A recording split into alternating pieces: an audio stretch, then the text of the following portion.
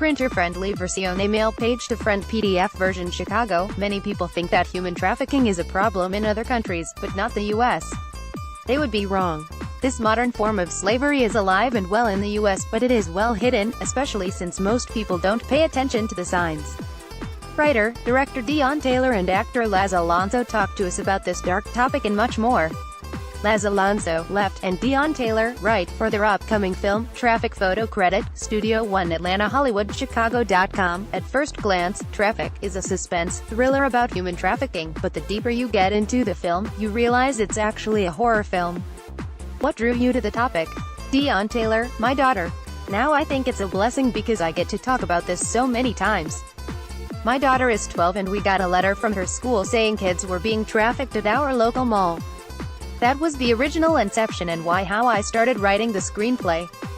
I just looked it up, did the research and realized really quickly that black and brown people were the most at risk, domestically, for this. After building on a thriller, I meshed the two together and started pulling stories from the headlines.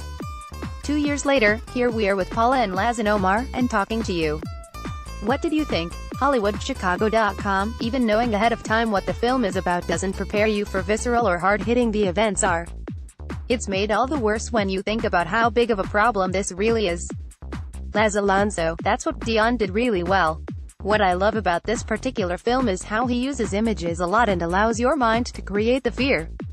The part of the movie that still haunts me to this day is the analogy of these trucks. These 18-wheeler trucks that pass us on the freeway or next to us in traffic could be carrying anything. We assume that what it says on the side of the trucks is what they are trafficking or cargoing inside, but it could be anything, including people. For a very long time, and even to this day, they are used to carry people around and we don't have a clue. HollywoodChicago.com. At the end of the film, in my notes in big letters, I wrote, "Never trust a truck again." Laz Alonso laughs, right. Exactly. That's how I feel. Deon Taylor laughs, "Never trust a big truck." I smile. HollywoodChicago.com. Was there a lot of research involved in preparing for your role, Laz? Laz Alonso. I didn't really do research. I just kind of channeled people I know that annoy me. HollywoodChicago.com. We always know someone like that. It's always that guy. Laz Alonso laughs, "You know what I'm saying. You don't even need to describe him, just call him that guy." I just tried my best to bring that character to life, not only in every scene, but every moment. That type of person is always looking for when to strike. They're always looking for when they have an opening to let their presence be known and exert their presence. It's the need to be seen and heard all the time. Usually, it's because they're covering up something and they don't want to be exposed.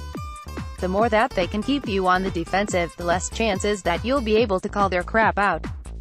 HollywoodChicago.com. The film's biggest theme is modern slavery, like human trafficking, but there are also other forms of systematic slavery, like the U.S. prison system.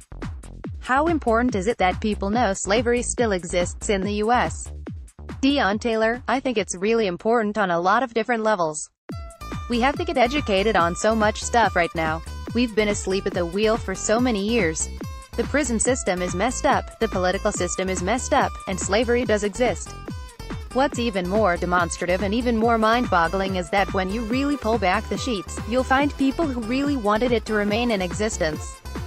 That's why we are now politically broken, because America can see that there are people who aren't afraid to say, "I like things this way, and I want it to return to this way." Now because they have someone, Trump, up there that they feel thinks and believes what they believe, they think they can say and do these things and feel protected. We weren't all ready to hear it. I think it's important to have conversations about this. I like your question because this movie has sparked another idea in you, and as a filmmaker that's what you hope to do. When you make a movie, you hope that people A, like it, and B, you get your message across. Conversation is key right now. HollywoodChicago.com, especially since many people think that because we have an amendment, slavery is automatically over, but Traffik shows us it's still alive and well. Laz Alonso, I think Ava DuVernay did a great job with 13th to show that slavery has been strategically and politically kept intact. It's just transformed mediums. Human trafficking has someone become a topic that has remained taboo to talk about. It's a best-kept secret. To know that Atlanta, Georgia is a hub for sex trafficking is insane, and that it exists in all places in the capital of California, Sacramento, right under the governor's nose is insane. This is the age of transparency, where all of those dirty secrets are coming to light. HollywoodChicago.com. In the film, there was a brief exchange between Omar Epps' character and one of the biker traffickers where he pays Epps a racist, backhanded compliment. Every day, it seems that I see on my social media a new video or news report where a person, usually white, is openly and unabashedly saying something racist. Do you think Trump is emboldening these types of people? Deon Taylor. Then I had an epiphany and realized that we're not going backward. After Trump won, all those people didn't suddenly become racist. They just finally felt like they could show the rest of the world and stop hiding. I'm glad people are finally being who they really are and showing me. I'd have to agree with you, and you don't have to agree with me, but just know that I know who you are and where you're coming from, and you're going to get an equal response on my end from where I'm coming from. Deon Taylor. I think he has empowered a lot of people to hate, and like Laz said, to take their masks off. More importantly, I think besides the hate, he's riling up another thing that hasn't been fueled in a while: white privilege. He's rallying the idea that blacks, Latinos, Asians, and anyone else that is not white is taking our jobs and ruining our country. At some point, it's not about being racist anymore, is instead used as a control mechanism. I heard this interview with him from a few years ago where he was saying blacks getting jobs over whites was ruining businesses. He was saying something like how he wanted to be a black man so that he could get a better job. It's that type of thinking that has woken up a whole nation of people that realize the importance of voting. HollywoodChicago.com. Human trafficking also has a bit of an optics problem because it's not something you can see since it mostly happens in the shadows. What's a way that the average person can help stop it? Laz Alonso. First of all, by watching this movie. It puts the issue in your face and shows you how we are overlooking it on a daily basis. Like with Paula's Patton character in the restroom of the gas station. If you see a female that's beaten up and scratched up and just messed up, we might just write her off as a homeless druggie. We try to avoid them, even though we don't know if they need help. Deon always says, if you see something, say something. Deon Taylor. That is exactly how it should be. What I found out when shooting the film's final scene was that when trafficked women escape, they tend not to speak to anyone for fear of being captured since they don't know who they can trust.